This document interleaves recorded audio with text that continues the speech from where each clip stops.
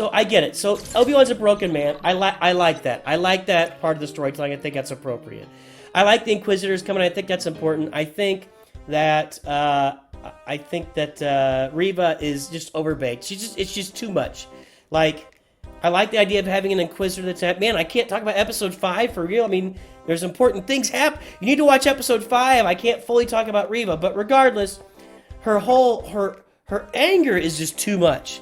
You know, it's like we get the Sith are angry, but are they just like crazy angry? Let's try our geos here. Let's see. I don't think it's gonna work here. I think my geos are done, but let's try them out. So she's a little much, but I like the idea of the Inquisitors. I like that.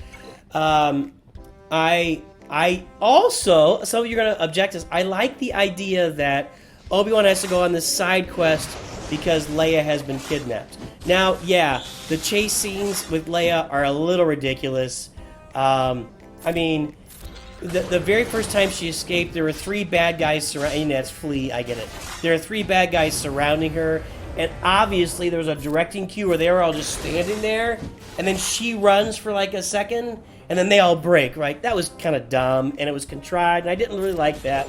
But I like the idea that there's this side quest that Obi-Wan has to go on to rescue Leia because there's problems there, and it's active. Because obviously, Luke has never had anything interesting happen to him. We know, when we get to New Hope, this is just a spoiled, bratty farm boy who's just a big whiner about everything.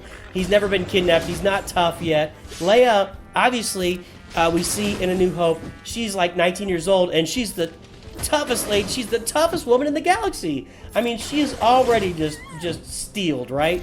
So I actually like that storyline, and I think it's really well developed. I think it's a good idea. Some people would disagree. That's fine. You're welcome to that. That's fine. So I like that. Reva is, again, she's just too much. Like, just too angry. With like seemingly no control at all. You know, we have a lot of Sith in these movies. We have Dooku, who's like this calculating. He's a count, right? So he's calculating. He never gets angry. Like, that guy never got angry. Not visibly angry. Like you can be angry and you can be a Sith without like this. You don't. It's acting, right? So and I, by the way, for those who aren't aware, I have a BA, I have a Bachelor of Arts in Theater. So, and it may have been 28 years or so ago. But you know, I graduated with movie stars and stuff, so I know my business. I know people that are actors.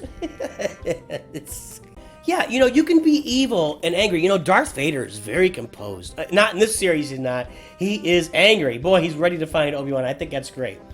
So I think that they've just overdone her angriness, and they maybe should have thought about different levels for her character. Like, does she internalize anything? Does she have an internal monologue for any of this stuff? Or is it all just, bam, I'm really, really angry all the time, and I scream and yell at everything? I mean, it's just a little much.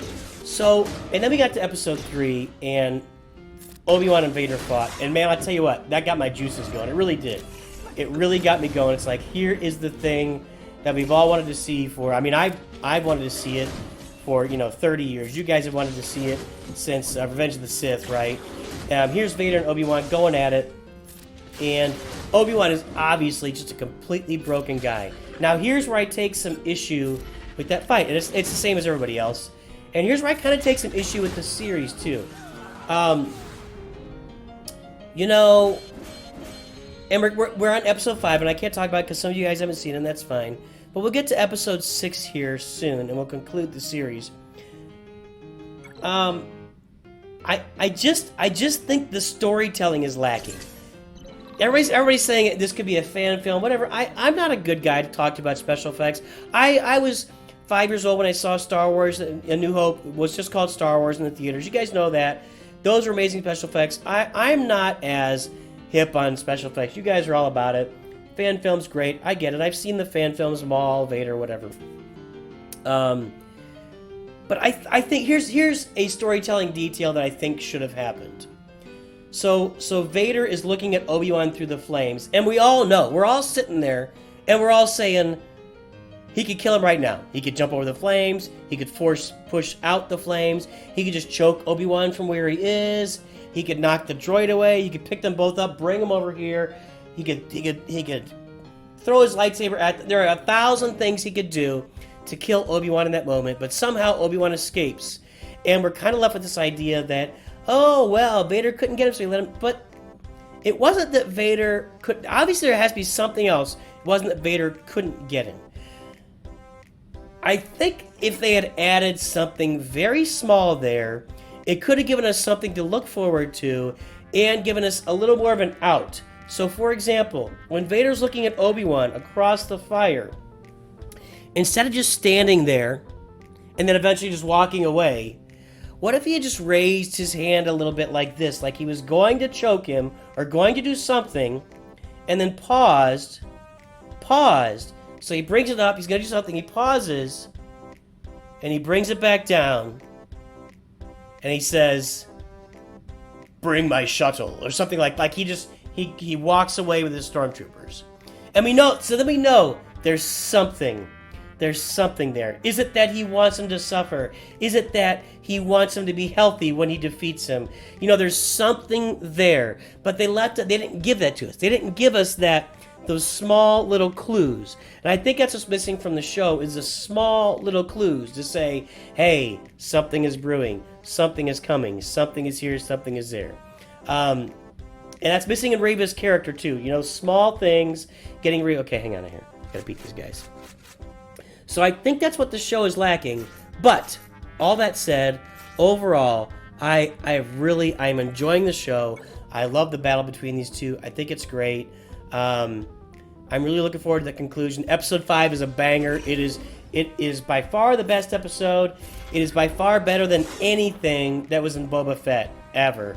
You know, the second episode of Boba Fett was probably the pinnacle, except for the Mando stuff, obviously. But I didn't even consider that Boba Fett. I consider that Mando. It's like a different thing altogether. So, yeah. Oh, that's great. One great thing about Kenobi is that they really fixed James Earl Jones' voice. So, you know, when we look at Rogue One, you can kind of hear that he's an old guy doing these lines now.